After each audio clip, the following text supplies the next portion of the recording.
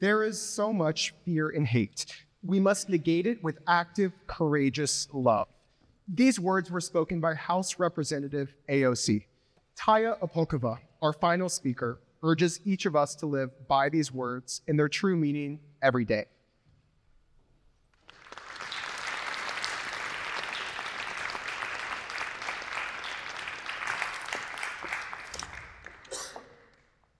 Когда мы получим американское гражданство, я буду знать, что вся наша борьба имела смысл, и я наконец-то смогу дышать.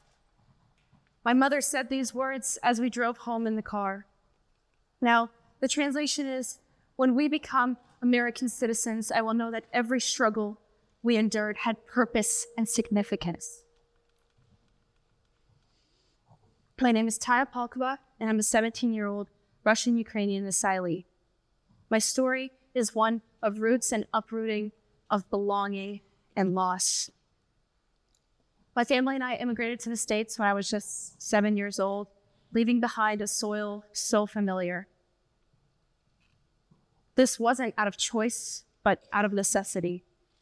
We came to the States placing a seed of hope that somewhere a better future awaited.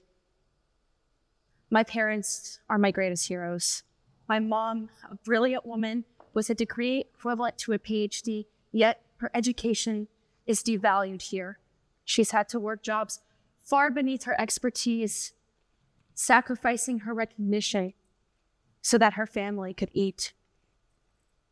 My dad, who had a hard time with the language, worked long hours under construction in the sun, worked long hours under cars, getting dirty, sacrificing his dignity and his pride for our family. Watching this growing up made me question, how much do we lose as a society when we fail to see the depth of those who arrive seeking refuge? My parents didn't have the option to give up. Their struggles shaped my ability to endure, and the first time I had to endure was my first day of school in America. My head was down on my desk as students swarmed in to meet the new foreign girl.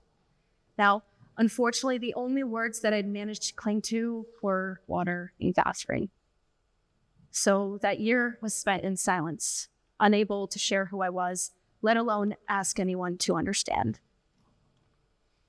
But alas, by third grade, I had figured out the language. I had mastered it and crafted it to erase every trace of where I came from. I want to clarify that this wasn't about how smart I was. This was about a need to survive. So finally, I was worthy enough to make friends. I had met 2 girls that summer that invited me to sit with them at lunch. This felt like a win. My mom, in her quiet way of keeping her culture alive, packed me traditional Slavic lunches, sometimes taking hours of her day.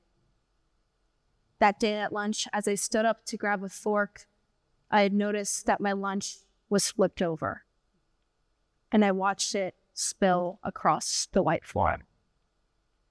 I was humiliated.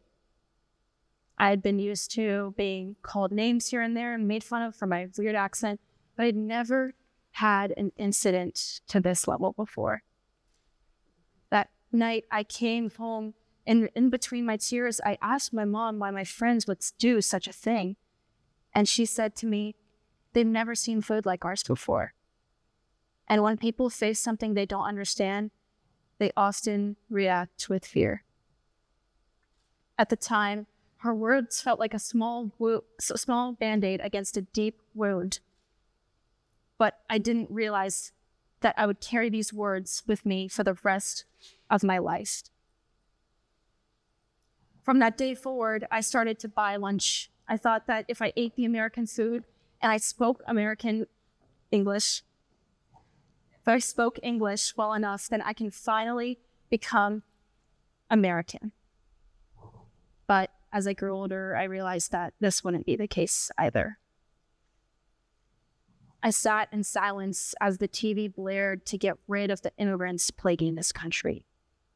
I got embarrassed when my parents spoke Russian a little too loud in the grocery store, and I sat in silence as my friends made fun of their accents and their struggles to adapt. At this time in my life, I thought that I was plaguing this country, but what I didn't realize is that I was also plaguing myself. When I was 14, I had broken out. I had applied to a pristine private school, and I was able to attend thanks to a scholarship. What I didn't realize is that this would introduce me to a whole new sea of people that didn't know what an immigrant was or what any of that entailed. I'd gotten lots of questions. Questions like whether I'd gone to America on the Titanic, because naturally that's the only way to emigrate. Jokes aside, I had even had conversations like this with adults, and one conversation stood out to me in particular. He was spewing all these fake statistics and telling me that immigrants were ruining this country, and then he proceeded to look me in the eyes and say, "I hope you don't take this the wrong way. You're one of the good ones." I was appalled. I wrestled with this conversation for a long time. I couldn't understand why he said something like this and saw absolutely nothing wrong with it. I started to wonder where this was coming from. And later in my life, I realized that this was coming from a place of fear. It wasn't coming from a place of hate. It was coming from the headlines he had seen, from the fake news, from all the fear-mongering online. This made me wonder, how is this happening? Well, MIT researchers actually found that fake news spreads up to 10 times faster than true reporting on social media. Raise your hand if you've ever seen a blatantly fake headline before. A lot of us in here. If truth is the foundation of understanding and progress, what happens when lies are a fast and digestible way of interpreting information?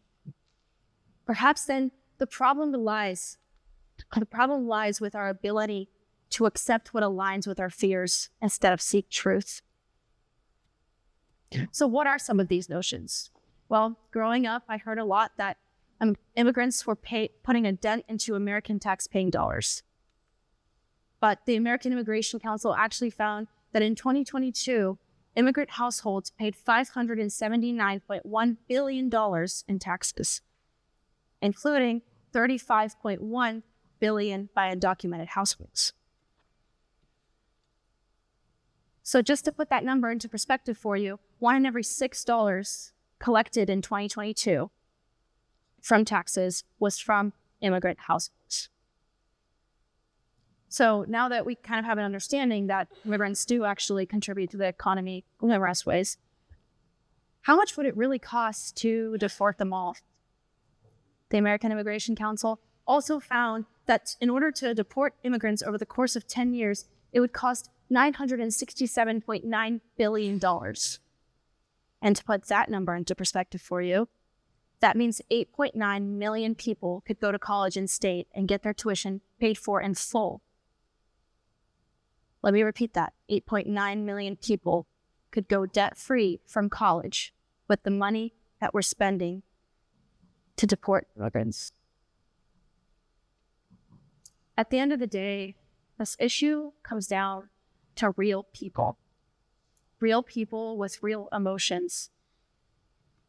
Real families, students, children are being affected by headlines. Due to recent events, my mom had to have the ice stopped with me. And I'd like to read you an entry from my journal from that day. Feels like the world is taking me apart, piece by piece, and examining each organ, tissue, every cell, and every molecule. They're looking at it and determining my worth and my right to exist.